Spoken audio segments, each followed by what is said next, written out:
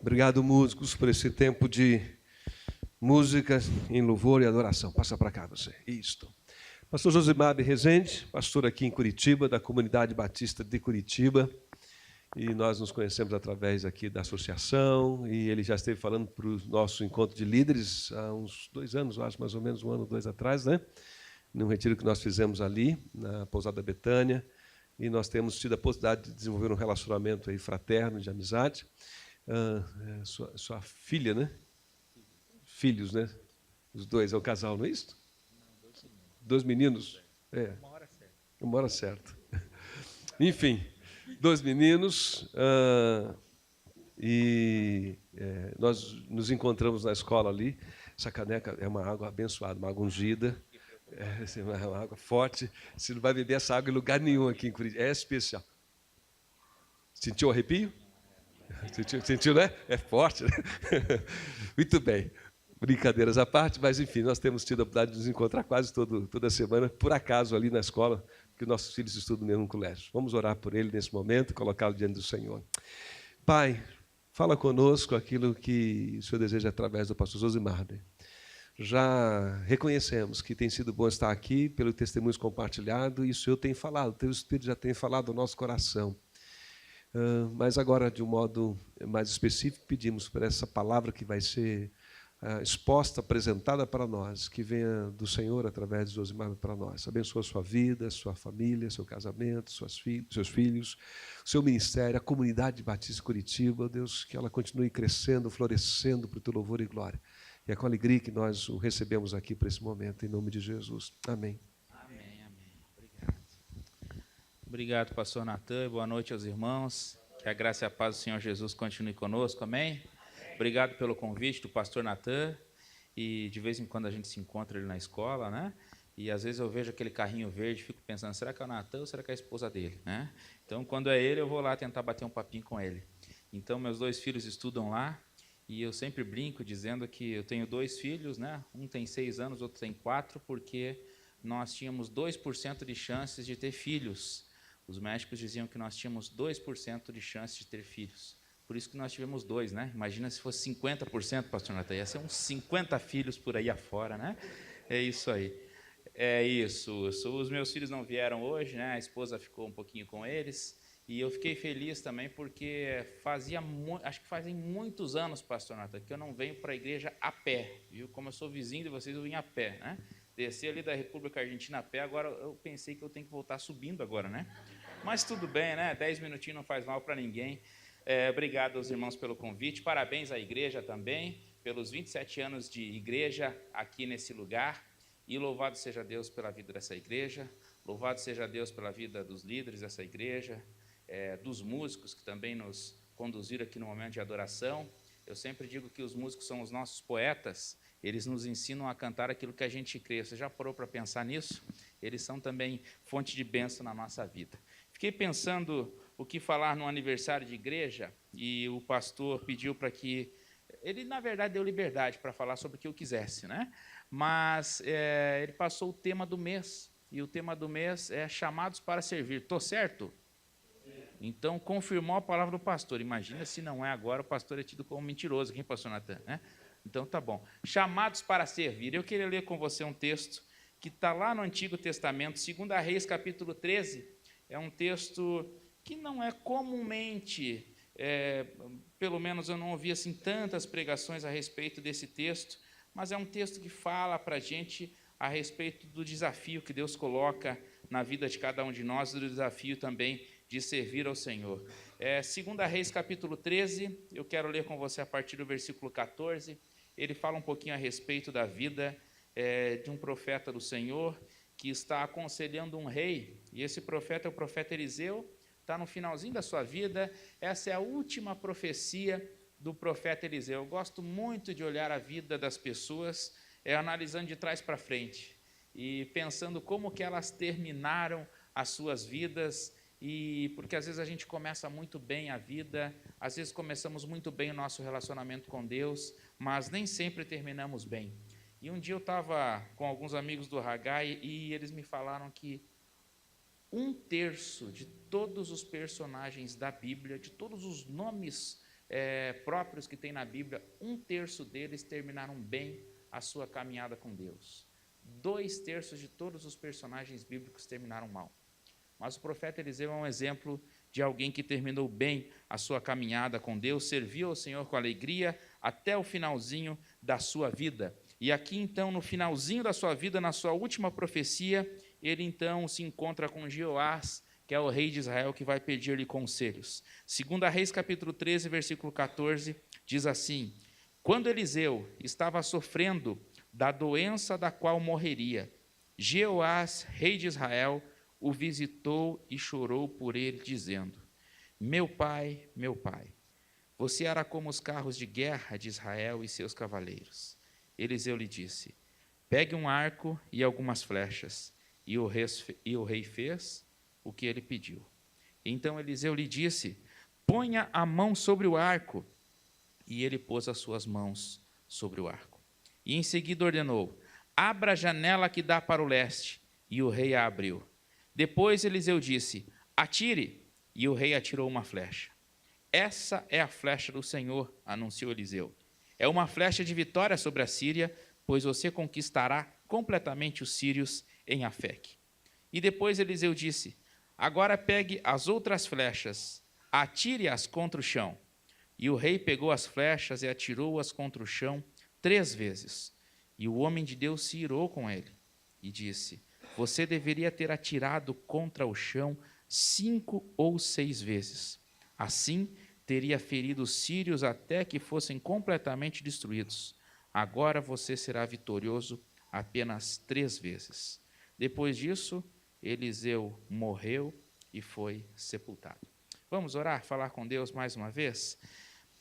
Deus, nosso Pai, pedimos mais uma vez a Tua graça, Pai, sobre essa nossa reflexão e que possamos aprender um pouquinho mais a Tua palavra, tomar decisões na nossa vida no dia de hoje e que possamos hoje não somente celebrar o aniversário dessa igreja, mas também tomarmos decisões, ó Pai, a respeito da nossa vida, do nosso ministério, dos desafios que o Senhor tem para cada um de nós, ó Pai.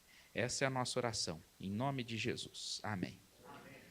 Muito bem, meus queridos, eu gosto muito desse texto. Há mais ou menos umas 3 semanas atrás, assim, uma das minhas meditações devocionais, eu estudei sobre esse texto e me chamou a atenção vários aspectos desse texto. O primeiro deles é que essa é a última profecia de Eliseu, que foi, assim, alguém que serviu ao Senhor com alegria, desde o início até o final do seu ministério. A Bíblia vai dizer para a gente que quando ele começou a servir ao Senhor, ele foi discípulo de Elias, um dos homens que mais foi instrumento de Deus para operar milagres no Antigo Testamento, e quando Elias, que era assim uma espécie de mentor do Eliseu, estava partindo para a glória, a Bíblia vai dizer que o Elias não morreu, que ele foi arrebatado, né, num redemoinho, numa carruagem de fogo.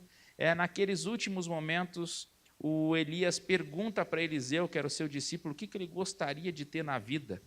E então o Eliseu responde que quer ter porção dobrada do que Deus tinha dado para ele. Eu fiquei pensando se eu teria essa ousadia de pedir para o Senhor assim, porção dobrada daquelas pessoas que passaram pela minha vida. Já imaginou assim se hoje você chega aqui no aniversário de 27 anos da igreja, né? E assim você pergunta, o que você gostaria que essa igreja fosse daqui para frente? Aí você responde assim para o Senhor, olha, eu gostaria que essa igreja fizesse o dobro do que já fez até agora. E a gente já ouviu aqui testemunhos belos, né? Eu sou meio chorão assim para algumas coisas, né? Estava ali escutando ali um testemunho específico, né? Não vou nem contar qual foi, mas alguns sempre toca mais na gente, né? E eu já fiquei assim com o olho meio lacrimejado, assim, né? E fiquei pensando, puxa, se daqui para frente Deus operar o que já operou até agora, já é bênção demais. Mas já imaginou se Ele continuar usando a gente assim, com o dobro do que Ele já tem usado? E foi mais ou menos isso que o Eliseu pediu lá no início da sua vida, do seu ministério. Ele falou para o Elias, eu quero porção dobrada do que o Senhor tem para a minha vida. E por isso o Senhor Deus deu muita coisa para ele. Muita coisa aconteceu por conta da instrumentalidade do profeta Eliseu na vida das pessoas. E eu quero falar com você hoje sobre o desafio de servir e de ser instrumento de Deus aonde a gente está. O desafio de servir ao Senhor dentro de uma comunidade cristã, dentro das 4 paredes, o desafio de servir ao Senhor lá fora, no mercado de trabalho, no mundo corporativo, no meio acadêmico, onde Deus coloca você. E eu quero dizer para você que o nosso Deus, ele nos convida a gente a fazer o nosso melhor, a darmos o melhor que a gente tem para que a gente possa servi-lo e alcançar mais pessoas. Eu fiz uma análisezinha breve aqui, tá bom? Só da vida de Eliseu, assim, só pensando nos principais desafios que Deus operou através da vida de Eliseu.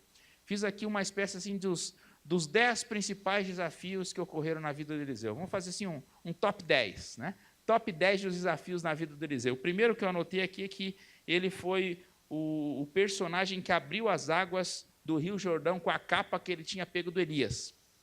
Você fala assim, puxa, eu nem sabia que alguém tinha aberto o Rio Jordão. Você lembra do Mar Vermelho, né, que Moisés operou lá? Foi instrumento de Deus para operar aquele milagre. Mas depois o profeta Eliseu foi quem abriu o Rio Jordão, um lugar que às vezes o pessoal tinha medo de atravessar, né? Ninguém queria passar as águas do Jordão, ele foi lá e atravessou. Ele foi o homem que transformou água ruim em água potável, né? Depois Jesus aperfeiçoou o milagre, né? Jesus transformou água em vinho, né? Dizem que o vinho é melhor que água, não vou entrar nessa discussão técnico-teológica, mas vamos dizer que Jesus aperfeiçoou esse milagre. Eliseu transformou água ruim em água potável. Eliseu foi o camarada que foi instrumento de Deus na vida de alguém que cometeu bullying com ele. Você já sofreu bullying na vida, irmão? Agora não fala, senão você vai querer contar a experiência, né? Quando eu era pequeno, por exemplo, olha o meu nome, Josimaber. Vocês já fizeram bullying comigo, tem gente dando risada agora, né? Quando eu era pequeno, ninguém acertava o meu nome, as professoras erravam o meu nome, né? Era a época das bolachas Mabel, você se lembra das bolachas Mabel? O pessoal dos 40 para cima sabe, né? E aí eles me chamavam de Josimabel, né? Eu sofri a vida inteira, né? Mas eu sofri bullying. Você deve ter sofrido bullying. O profeta Eliseu sofreu bullying também. A Bíblia vai dizer para a gente que ele era calvo. E um dia, 42 rapazes tiraram assim onda da vida dele, né? E sabe o que ele fez? Amaldiçoou os outros. Amaldiçoou os 42. E a Bíblia vai dizer para a gente que Deus mandou 2 ursas para matar os 42 camaradas, né? Eu já não tiro mais onda de ninguém, viu, irmãos? Já não faço mais bullying com ninguém depois dessa, né? Então, assim, o top 10 aí do Eliseu foi o cara que abriu o Rio Jordão, transformou água ruim em água boa, amaldiçoou o pessoal que fez bullying contra ele, previu a vitória dos israelitas contra os moabitas, multiplicou o óleo da viúva. Lembra da história da viúva? Foi ele que fez isso. Previu o nascimento da filha da sunamita. Você lembra dessa história na Bíblia? Previu o nascimento. Quando o menino morreu, ele previu também a ressurreição do menino. Ele foi um homem que alimentou 100 homens com 20 pães e espigas. Depois Jesus aperfeiçoou o milagre. Jesus sempre, né, aperfeiçoou as coisas, né? Mas o Eliseu é que alimentou 100 homens com 20 pães e espigas, curou aquele capitão sírio chamado Naamã, que era leproso. Jesus depois aperfeiçoou, também cura 10 leprosos de uma vez só, né? Ele foi o homem que fez um machado flutuar. Bom, isso aqui eu não vi Jesus fazer alguma coisa nesse sentido, né? Mas que o machado andou sobre as águas. Está aí, pastor Natan. É duro pregar para pastor, né? Você lembra das coisas. Daqui a pouco o pastor Samuel levanta ali, o Ronaldo, vai dar uma ideia também, né? Olha só, essa foi boa, né? Mas teve um milagre que eu anotei aqui, né? Que o Eliseu foi o cara que fez milagres até depois de morto, né? Não é sessão espírita, fica tranquila, viu, irmão? Né? Mas a Bíblia vai dizer para a gente, inclusive depois aqui desse texto que nós lemos, você lê em casa depois, né? Que depois que ele morreu, um dia os israelitas estavam fazendo um sepultamento, e aí quando eles foram enterrar o camarada, eles viram um bando de moabitas vindo, né, para assaltá-los, e eles ficaram desesperados, nem completaram o velório. Jogaram o cara no túmulo que estava o profeta Eliseu e vazaram correndo, né? Quando o corpo caiu em cima dos ossos do profeta Eliseu, o camarada ressuscitou, né? Você vê só que coisa incrível, né? Isso que ele pediu porção dobrada para o Senhor na vida dele. Mas eu estou falando um pouquinho da vida de Eliseu, e eu quero falar um pouquinho agora sobre a vida do Jeoás, que é outro personagem que está nesse texto. Porque a Bíblia vai dizer para a gente que Jeoás, que nessa época era rei de Israel, você nem sabia que Jeoás era um dos reis de Israel, né? Você só lembra dos 3 primeiros, né? Qual que é o primeiro? Ih, nem lembra mais, né? Tá bom, Saúl, Davi, Salomão, depois você lembra lá do Roboão, Jeroboão, e depois você não sabe mais nada, né? Um deles foi o Jeoás. O Jeoás um dia estava em crise, né? Ele era o rei do norte, O Rei do Norte não é o Jon Snow, fica tranquilo, tá bom? Você está assistindo muito seriado, né? Mas aqui é o seguinte, o Rei do Norte é o Jeoás, né? Jeoás é o Rei do Norte. Nessa época o reino estava dividido, né? Tem o Reino do Norte e o Reino do Sul. E no Reino do Sul era você fala assim, eu não sei nem o Jeoás, não sabia nem o do Norte, agora do Sul, Amazias. Tá bom, também não sabia, eu sei porque eu estudei o texto, né? Então, Amazias. E ele está também ali se vendo em crise, porque o Amazias quer atacá-lo, todo mundo quer atacá-lo, os moabitas querem atacá-lo, e ele encontra-se em crise e vai pedir a bênção do profeta. É mais ou menos isso que você faz quando você está em crise, né? Você está em crise, faz o quê? Vai para a igreja, fala com Deus, faz campanha de oração, né? O Jeoás fez isso também, ele foi falar com o profeta. E o profeta Eliseu estava morrendo, estava já no final da sua vida. E o trunfo do rei do norte, que era o Jeoás, era ter o profeta do seu lado. Ninguém duvidava de que Eliseu era um homem de Deus e ele era o símbolo da força de Israel, e por isso Israel também vencia as batalhas, mas agora o Jeoás está com medo. Está com medo dos seus adversários que estão à volta, está com medo dos desafios que vêm pela frente, ele praticamente se esquece de todos os milagres que Deus fez até ali, e começa a duvidar do que Deus vai fazer para frente. E aí o Eliseu dá um conselho para ele. É esse conselho que a gente leu. A Bíblia não fala sobre qual foi a doença do Eliseu, mas o Eliseu, ainda doente, dá um conselho para o Jeoás. Ele fala assim para o Jeoás, Jeoás faz o seguinte, pega um arco. E o Jeoás aí foi lá e pegou o arco. E aí então ele diz, pegue algumas flechas. O Jeoás vai lá e pega algumas flechas. Agora coloca a mão no arco. O Jeoás coloca a mão no arco. Agora abra a janela. O Jeoás abre a janela. Atire uma flecha pela janela. O Jeoás atira a flecha pela janela. Aí o profeta fala assim, agora pegue as outras flechas e começa a atirar no chão. E o Jeoás pega a primeira flecha, atira no chão. Pega a segunda flecha, atira no chão. Pega a terceira flecha, atira no chão. E aí ele para de atirar. E aí vem aquela pergunta, né? Por que parou? Parou por quê, né? Por que parou? É essa pergunta que eu fiz aqui para o texto.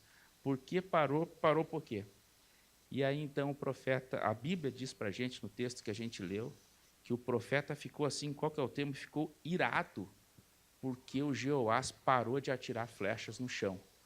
O profeta ficou assim irado, porque ele cumpriu a ordem pela metade. Ele obedeceu assim, mais ou menos. Aí o profeta diz, porque você obedeceu mais ou menos, agora a vitória sobre os adversários também vai ser uma vitória mais ou menos. Porque você cumpriu o mandamento que eu te dei pela metade, agora a vitória também vai ser pela metade. Você podia ter jogado assim todas as flechas que você tinha, mas chegou na terceira e você parou de atirar. E eu fico olhando para esse texto e fico perguntando para mim, né?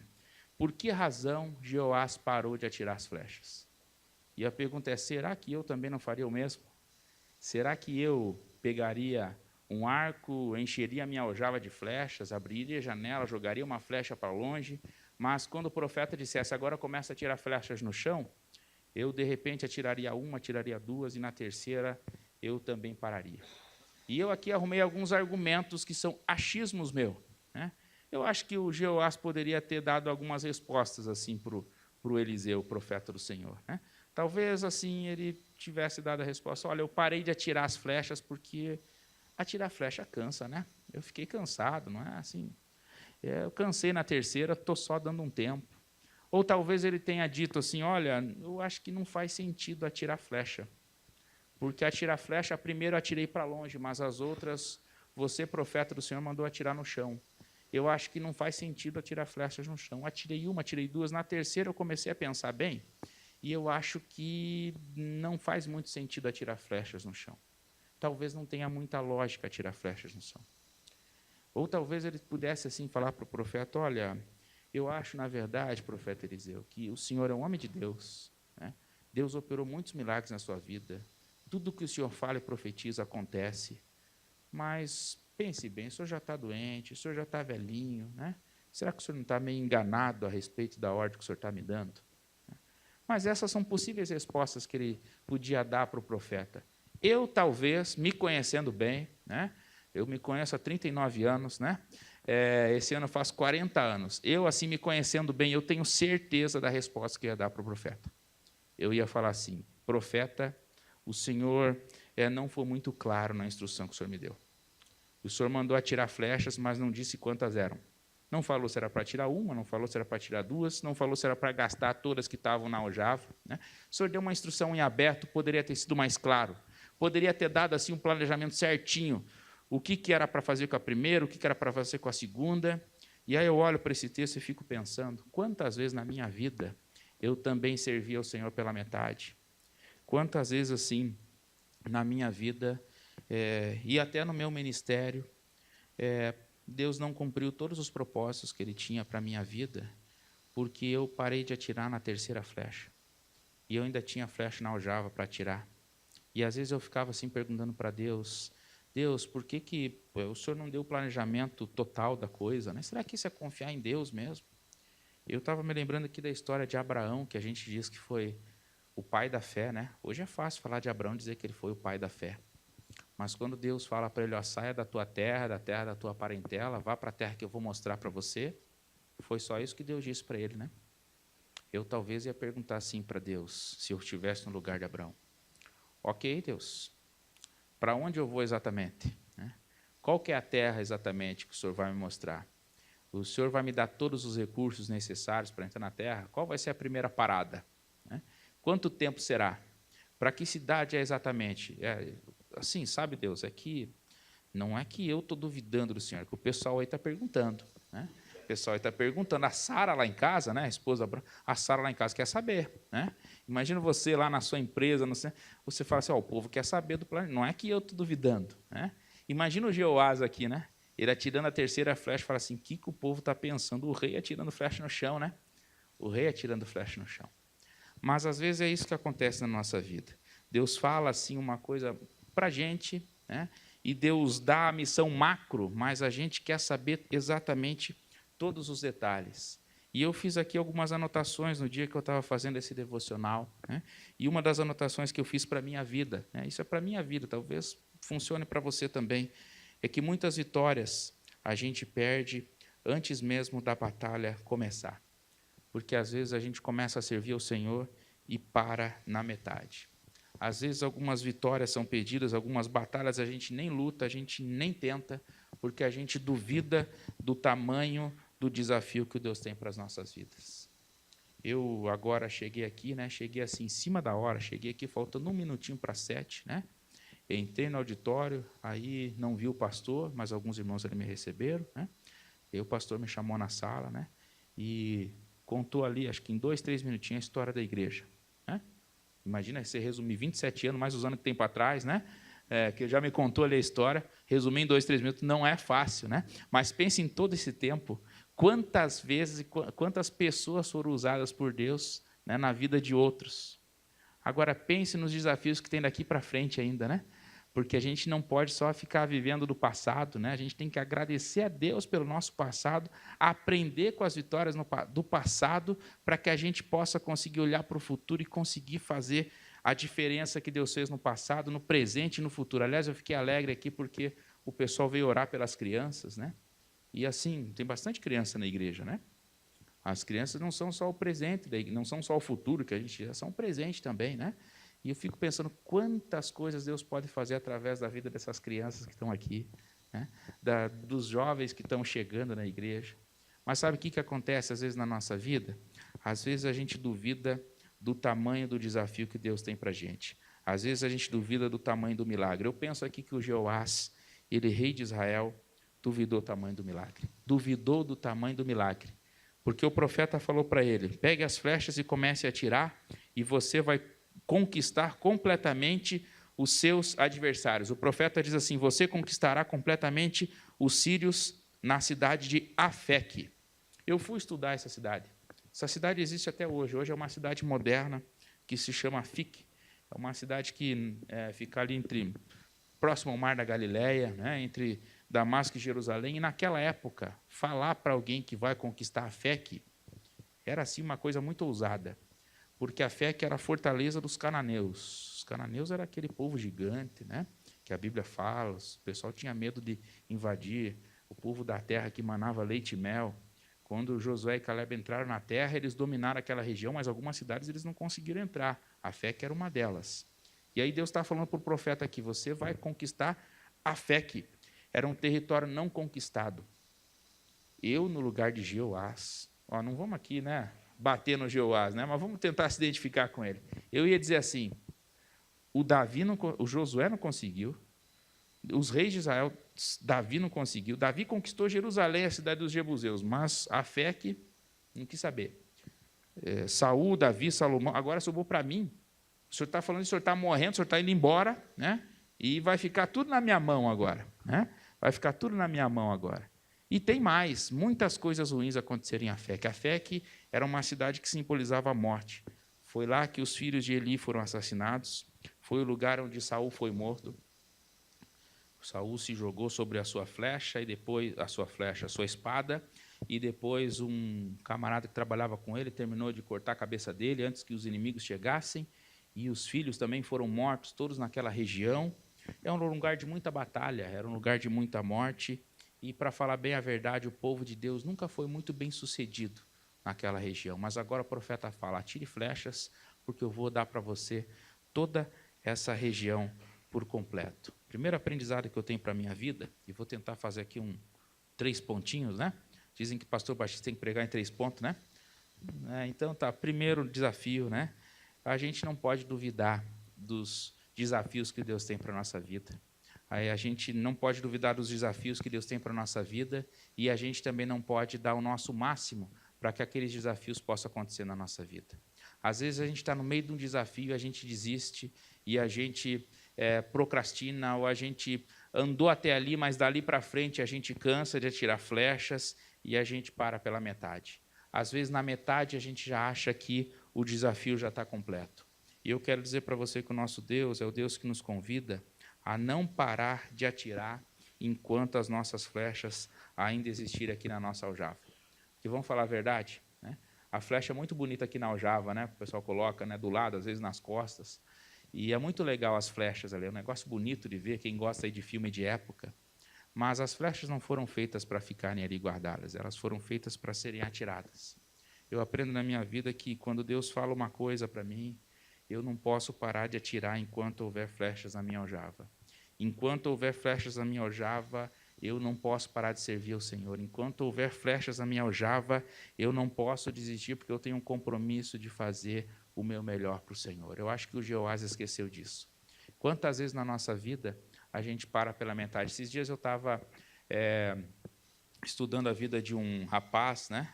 Na verdade, foi uma reportagem que eu assisti sobre um australiano que é tricampeão mundial da Associação de Surfistas Profissionais, né? É o Mick Fanning. E aí eu fui olhar a história dele, né? Eu gosto muito de estudar biografias.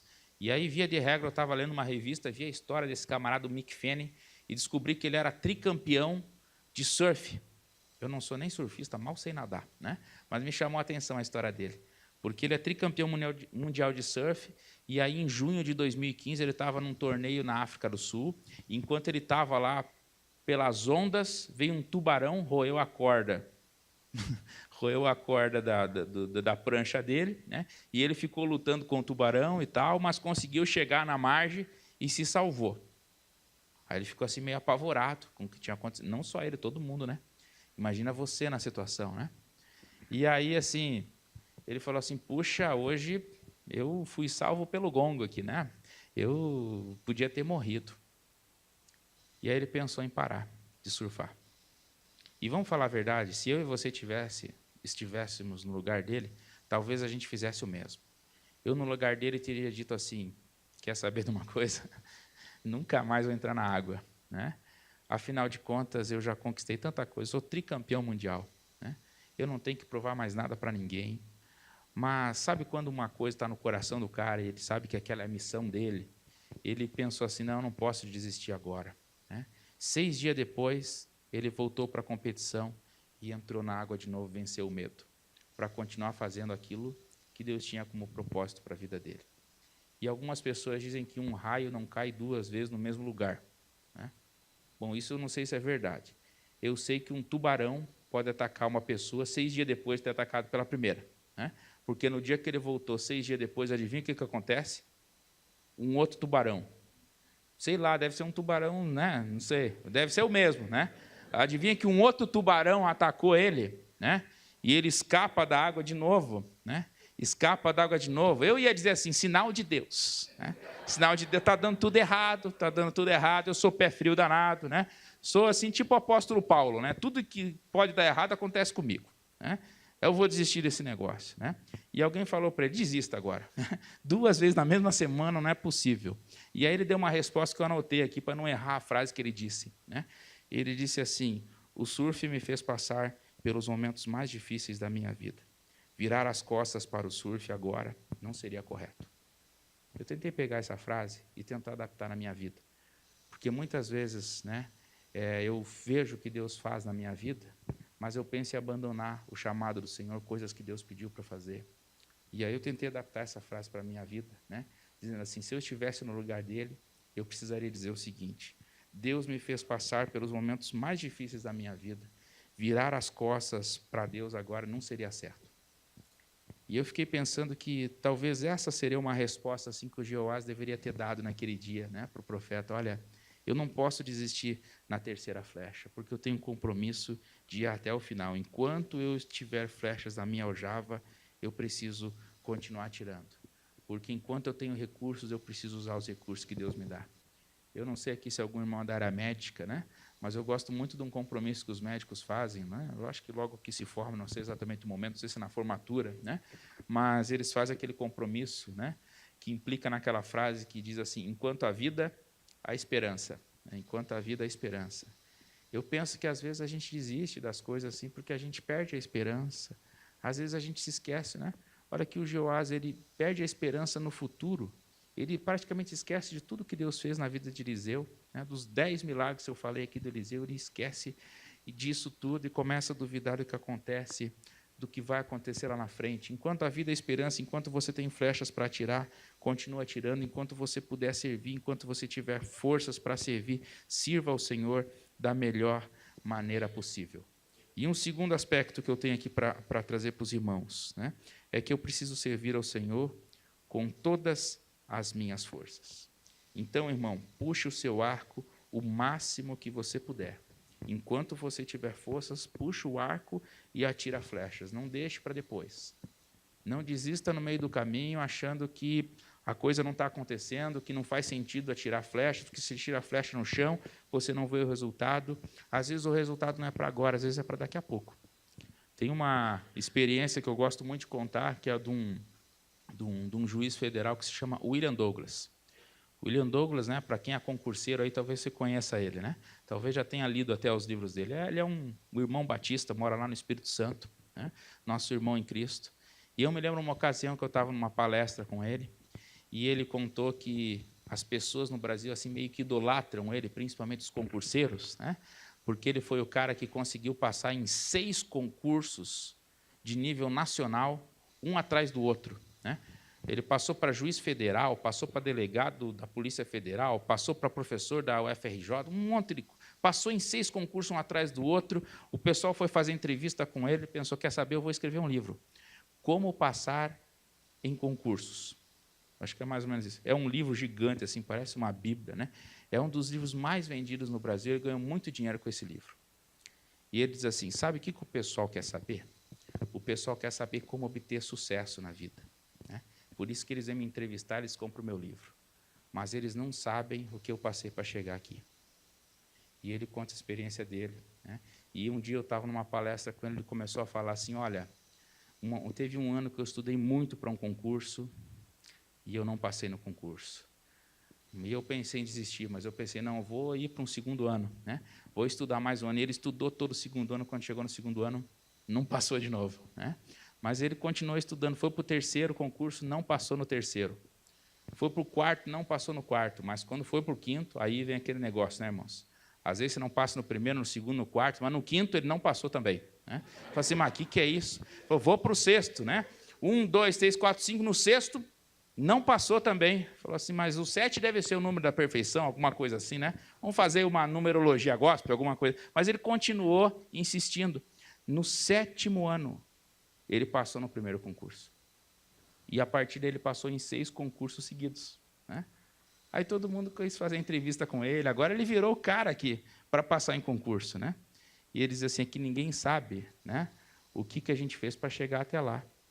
Às vezes eu poderia ter desistido no 6º concurso. Né? E ele diz assim, olha, hoje no Brasil eu sou um empresário bem-sucedido. Né? Eu sou juiz federal, professor de faculdade, dono de uma editora no Brasil, uma empresa muito conhecida. O pessoal me conhece porque eu sou juiz federal e porque eu sou um empresário do ramo editorial. Mas ninguém sabe que eu já fundei 15 empresas e 13 não deram certo. Mais 2 deram certo, eu continuei tirando flechas. Né? Vamos trazer aqui para o nosso contexto. Né? Você pensa em coisas que Deus tem para você, e eu fiquei aqui pensando na vida da igreja. Né? Quanta coisa boa Deus já fez aqui nesse lugar, e não necessariamente nesse lugar, mas através das vidas das pessoas que passaram por aqui. Mas quanta coisa boa Deus pode continuar fazendo ainda. E eu quero dizer para você, eu quero terminar dizendo que quanto mais longe um arco é puxado, né, mais longe a flecha ela alcança o horizonte. Né? Às vezes a gente desiste no meio do caminho, mas a história de Jeoás, na sua conversa com o profeta Eliseu, me ensina o seguinte, que a maneira como Deus opera no mundo também depende de nós, depende também do meu esforço. A maneira como Deus opera no mundo depende de nós. Às vezes Deus tem planos maiores do que os nossos. E às vezes as flechas parecem muito mais bonitas aqui, né? Na aljava, porque aqui estou em segurança, mas elas não nasceram para ficar ali. As flechas que a gente tem, os recursos que Deus nos dá, eles foram colocados diante de nós para que a gente possa alcançar pessoas. Eu quero dizer para você, né? Assim, talvez com até muito cuidado, né? Algumas flechas que a gente lança sobre a vida de outros vão alcançar pessoas em locais e situações inimagináveis que a gente não vai nem ficar sabendo do retorno. Mas a gente atirou e a gente fez a nossa parte e vai fazer diferença na vida das pessoas. Eu me lembro que uma ocasião, e eu quero terminar com essa história, né? Senão você vai me chamar de Forrest Gump, né? Contador de histórias, né? Mas uma ocasião, eu há um ano moro aqui, né? Aqui, perto da República Argentina, mas eu morei 13 anos aqui na Guaíra, que é perto também dos irmãos, né? E eu me lembro uma ocasião, há muitos anos atrás, eu tinha casado há pouco tempo, eu trabalhava aqui na PIB, e eu cuidava de uma área social da igreja, dos albergues da igreja, e eu entendo que foi um tempo importante para a minha vida, porque eu não sou alguém assim vocacionado para trabalhar na área social, mas eu entendi que Deus precisava me colocar ali naquele tempo, né? E eu me lembro que um dia eu estava assim, às vezes eu passava madrugadas, né? Cuidando de situações do albergue, e eu não via, às vezes, muito retorno, porque a gente atendia meninos e meninas de 7 a 17 anos. Era um albergue feminino, outro masculino, né? Um de meninas, outro de meninos. A maioria com problemas de drogadição, era difícil a recuperação, e eu, um dia, assim, estava muito triste com Deus, né? Falando assim, puxa, eu não sei se o meu trabalho aqui é eficaz, porque eu acho que a percentagem, assim, o percentual, né, de alcance deveria ser maior. Mas eu me senti assim, sabe quando você acha que você está lançando flechas, mas a coisa não está acontecendo? Aí um dia aconteceu um episódio na minha vida, né? Os irmãos aqui são da região vão conhecer, vão se lembrar do local, né? Eu estava vindo pela Santa Catarina, da Vila Guaíra para cá, e eu parei naquele sinaleiro ali da Kennedy. E aí era uma segunda-feira de manhã. Eu tinha passado do domingo para a segunda-feira num albergue, porque tinha dado um problema lá com os meninos, né? E aí, naquele dia, segunda-feira de manhã, não era comum, mas tinha uma reunião na igreja, e aí eu tinha que estar na reunião. Na verdade, eu cheguei em casa perto das 6 da manhã, sempre que eu tinha passado a madrugada no albergue, conversando com os educadores, resolvendo uma situação. Fui para casa, né? E a minha vontade era ir dormir. Mas eu lembrei, não, às 9 eu tenho reunião. Mas tudo bem, eu posso pegar um atestado pastoral, né, pastor Natan? Né? Aprendi isso hoje, né? Pensei, na verdade, até nem preciso ir, todo mundo sabe que eu trabalhei, né? Eu posso até dizer que eu não vou fazer tanta falta. Mas eu pensei assim, não, eu vou para a reunião, né? Eu tenho que fazer o meu melhor. E aí eu lembro que eu tomei banho, falei para minha esposa, eu vou para a reunião, tomei banho, peguei, né, o carro. Eu tinha pego um carro na sexta-feira, era um Paliozinho, né? E aí, na sexta-feira, eu tinha pego o carro, na segunda de manhã, saí de casa, então, e parei ali no sinaleiro da Kennedy, tinha vários carros parados. Uns 30 segundos depois eu estar parado, né? Eu só escutei uma freada assim atrás, né? Um cara doido de manhã, né? veio, deu na traseira do meu carro, encaixotou meu carro no carro da frente, né? E eu só pensei assim, eu não fiz seguro desse carro ainda, né? E aí eu desci do carro, a moça da frente desceu, achou que eu que tinha batido nela, ela viu que era o carro de trás, que tinha encaixotado todo mundo, né? A gente desceu, ela perguntou para mim, você tem seguro? Eu falei, não. Aí eu olhei para trás, vi que o carro de trás era pior do que o meu, né? Pensei, agora se acabou tudo, né? Em outras palavras, eu fiquei 35 dias sem carro, né? Na época, o meu sogro era vivo ainda, né? Eu chamei meu sogro, falei, seu Luiz, vem aqui tentar resolver o problema aqui, conversa aí com o rapaz, vê se ele tem condição de pagar e tal, né? Eu estou cansado, passei a noite inteira no albergue, né? Eu até vou me estressar com o rapaz, porque eu me conheço, né? Deixa eu ficar na minha aqui, né? E aí, naquele dia, eu fui para casa, né? Voltei para casa, tomei banho de novo, e na hora do almoço, fui para a igreja, né? Fui para a igreja, na época, cheguei na igreja que eu trabalhava, e tinha uma livraria na igreja, que era um amigo meu, que gerenciava a livraria. Antes de chegar no restaurante da igreja, eu tinha que passar pela livraria. Passei pela livraria, dei bom dia para o meu amigo, né? E ele, que hoje é pastor, falou assim, isso é hora de chegar, né, Josimar? Bom dia, mas é meio-dia, é quase 1h da tarde, né? Você não veio para a reunião da manhã, né? E eu era amigo dele, né? Eu falei assim, você não sabe o que aconteceu comigo. Estou chegando agora porque aconteceu uma tragédia comigo, já me vitimizando. E aí ele olhou para mim, assim, de trás da mesa do balcão da livraria, assim, não vai falar que bateram no seu carro novo. Falei assim, eu vou sair do sal. Falei assim, ó, eu só não vou pular do balcão agora e avançar em você, né? Mas é isso mesmo que aconteceu. Né? Ele falou, é sério mesmo? Eu falei, é sério. Aí ele olhou para mim e falou assim, o que dizer, Josimar, daquela palavra que diz que todas as coisas contribuem para o bem daqueles que amam a Deus, né? Falei assim, eu não sei se eu recebo a sua palavra, né? Ou eu não sei se eu fico mais bravo ainda, né? Mas eu recebi aquela palavra no meu coração, né? Eu fiquei 35 dias sem carro. E num dos dias eu estava no terminal do Portão, indo de ônibus para a igreja, né?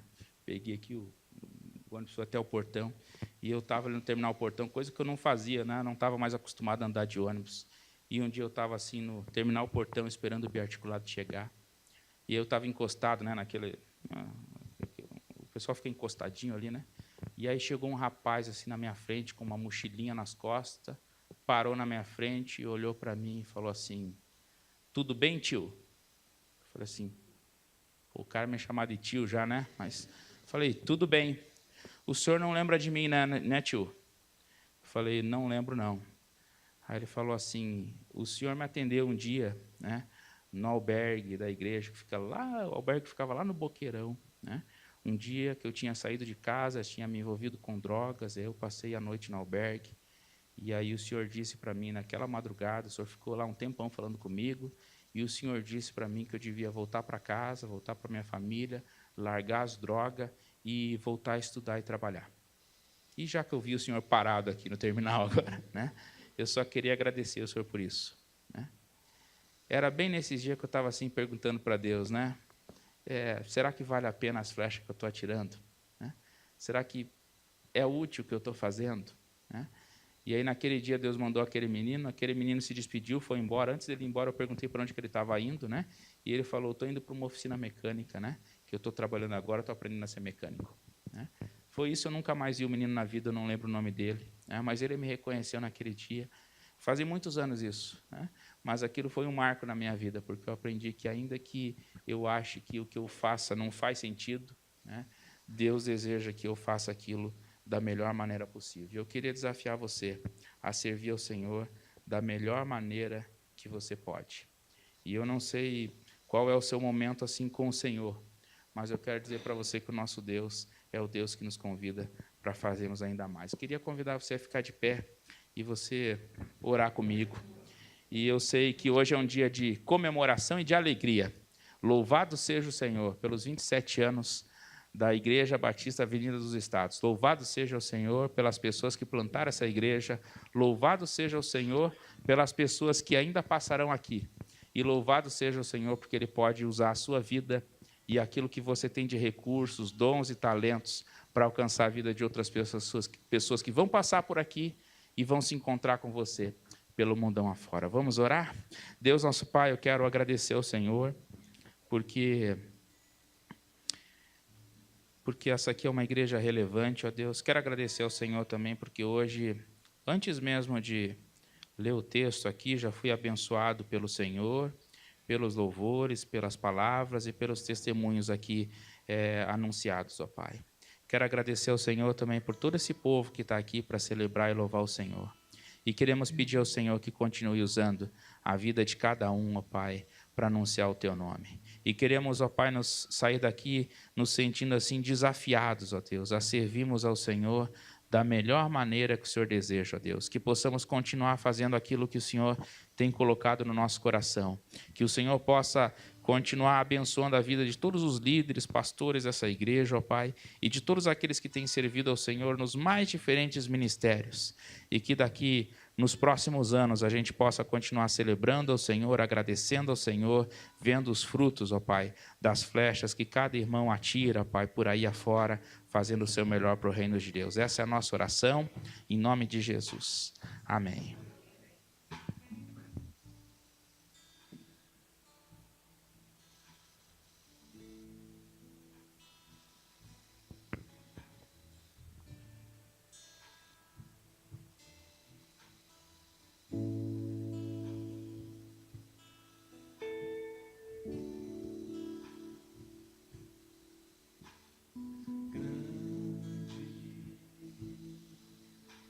Senhor, e muito digno de louvor, na cidade do nosso Deus, o santo monte, alegria de toda a terra.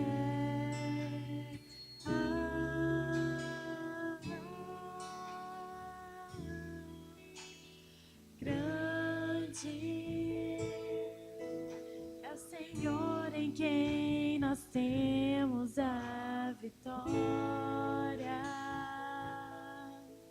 e que nos ajuda contra o inimigo. Por isso diante dele nos prostramos.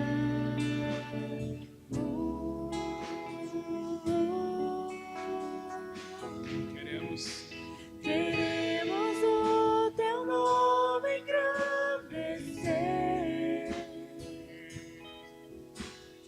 e agradecer-te por tua obra em nossas vidas. Confiamos em teu infinito amor, pois só tu és o Deus eterno sobre toda a terra e céu.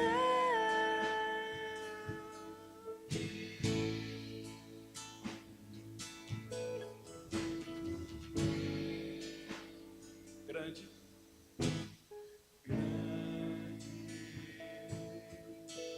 É o Senhor e muito digno de louvor,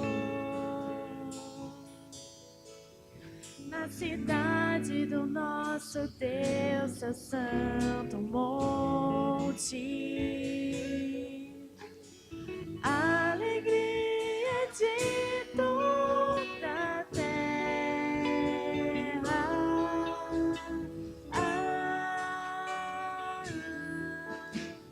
Grande é o Senhor em quem nós temos a vitória e que nos ajuda contra o inimigo. Por isso diante dele nos prostramos.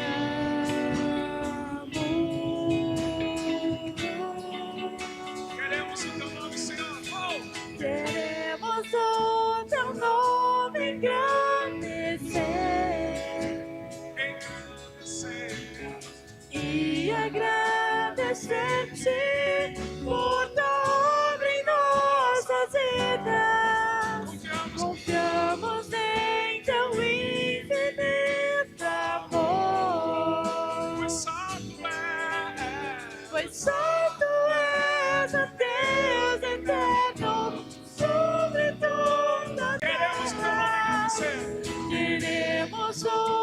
teu nome engrandecer e agradecer-te por tua obra em nossas vidas. Confiamos em teu infinito amor, pois só tu és o Deus eterno sobre toda a terra. Pois só tu és o Deus eterno sobre toda a terra. Pois só tu és o Deus eterno sobre toda a terra e céu.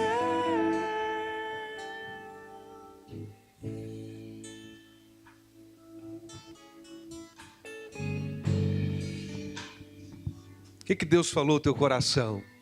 Nós vamos terminar esse momento de celebração e de louvor.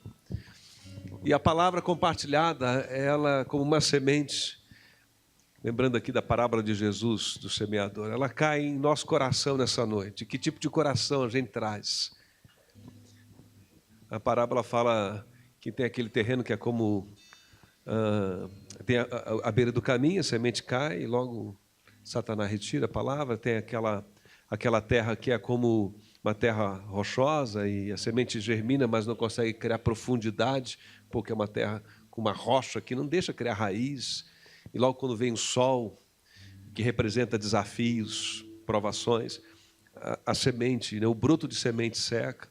Tem aquela semente que cresce entre os espinhos. Ela cresce, mas não floresce perfeitamente, porque tem muita coisa junto ali, concorrendo, e que tinha que ser arrancado, removido, retirado dali, né? E o terreno não estava limpo, e por falta de cuidado, aquela semente floresce, mas não dá todo o fruto que tinha que dar. Mas tem uma que cai no terreno bom. E essa parábola me ensina que o tipo de terreno que é o nosso coração tem a ver com a escolha que a gente faz. A gente não nasce e não traz um coração naturalmente de pedra ou naturalmente cheio de espinho. A gente é que vai em resposta à palavra de Deus pela fé, né, dizendo: Senhor, está aqui meu coração, que ele seja terra boa, amém? Para essa palavra dará frutos. E eu queria que você tivesse um momento de oração, enquanto o Marco dedilha aí, né, os instrumentos tocam um pouquinho. O que Deus falou para você? A palavra, a cidade, Alfec, não é isto? Alfec. Fiquei pensando, qual é a minha Alfec? Cidade que está diante de mim, uma conquista, uma realização, uma chamada, e eu olho e diz: é difícil demais. Eu acho que não vai dar. Qual é o nosso Alfec como Ibai? Fiquei pensando nisso. O que a gente pode fazer mais? Fiquei pensando, a gente precisa ampliar o nosso espaço físico, a gente precisa pensar em expansão dentro de projetos, dentro de alguma... não só para abrigar gente aqui, porque o espaço tem atendido, mas a gente quer expandir, né? O que a gente faz? Qual é o nosso Alfec? Qual é o teu Alfec? Então ore durante um minutinho, a gente vai depois dar uma palavra orando. Queria que você orasse e respondesse isso para Deus. O que o Senhor falou com você? Pergunta ao Senhor: Senhor, o que isso fala para mim?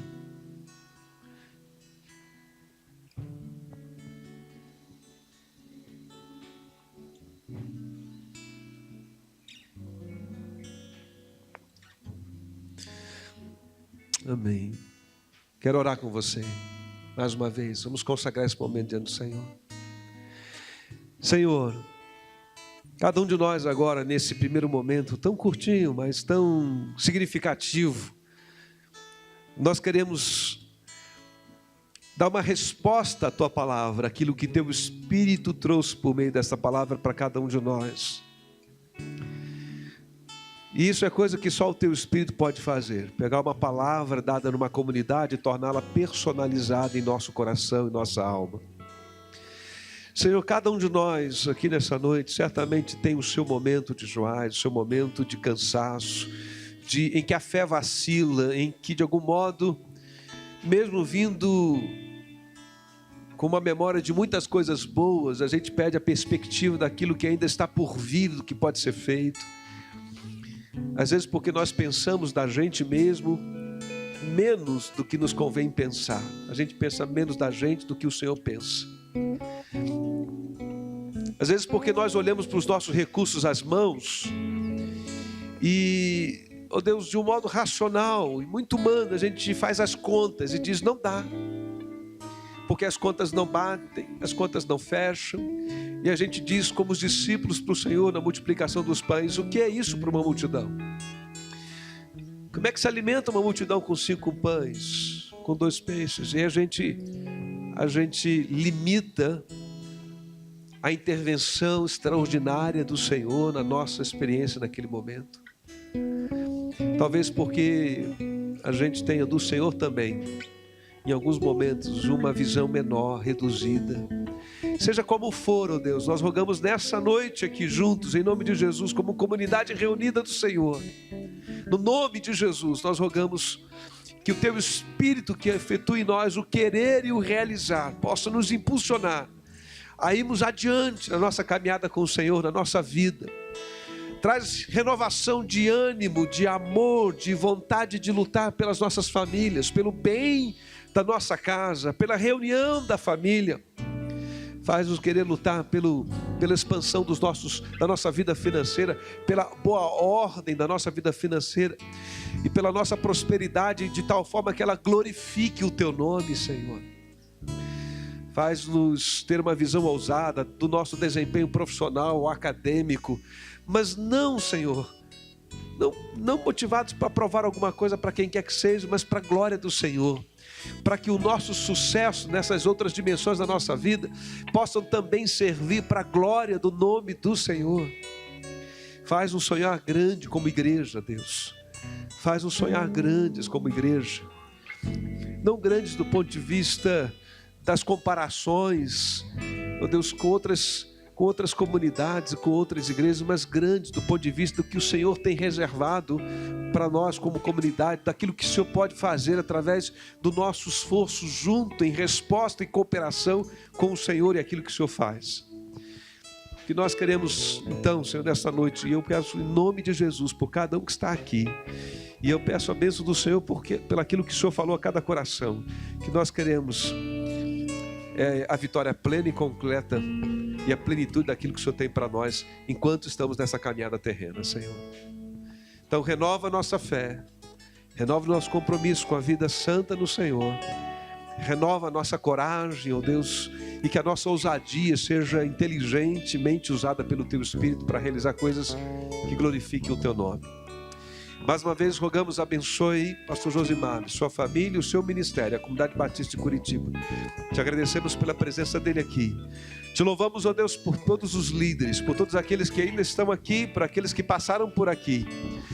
E usados pelo Senhor, deram contribuição para forjar essa igreja, edificar essa igreja para o Teu louvor e glória.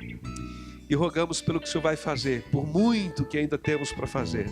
Que o Senhor nos dê criatividade, inteligência, articulação, mobilidade para fazermos muito mais para o Teu louvor e glória. Nós oramos assim, nós dedicamos esse tempo assim para o Teu louvor e glória em nome de Jesus. Amém. Que Deus abençoe sua vida. Eu queria que você abraçasse alguém, né? E usasse uma expressão. Josimar, eu vou dizer isso como? Josimar falou de uma experiência que ele se emocionou, né? De manhã, de um modo especial de manhã. Eu me emocionei também com alguns testemunhos. Alguns testemunhos foram dados aqui de manhã com lágrimas nos olhos. E todos nós ficamos muito emocionados. Alguns irmãos que não vieram agora de noite. Mas há uma expressão-chave que eu queria compartilhar com você, que para mim fez muito sentido, e Renato acabou falando sobre ela de certa forma. A expressão é que essa é a sua casa. E depois alguém usou essa expressão e o outro usou e disse, essa é a sua casa. E eu queria que você entendesse, essa é a sua casa. Você está em casa aqui nesse lugar. Não é a nossa casa do ponto de vista humano. Eu gosto mais dessa expressão. É a casa do carpinteiro Jesus de Nazaré. E na casa do carpinteiro Jesus de Nazaré, todos nós estamos sendo bem talhados nas mãos dele. Mas é uma expressão que traduz muito forte, né? Essa afirmação de que o outro é bem-vindo. Do jeito que ele chegar, né? Ele é bem-vindo. E se ele quiser caminhar com Jesus, junto com a gente também quer caminhar com ele e com ela. Amém? Então, eu quero que você dê um abraço carinhoso a alguém e diga: esta é a tua casa. Só isso. Que Deus abençoe. Uma boa semana.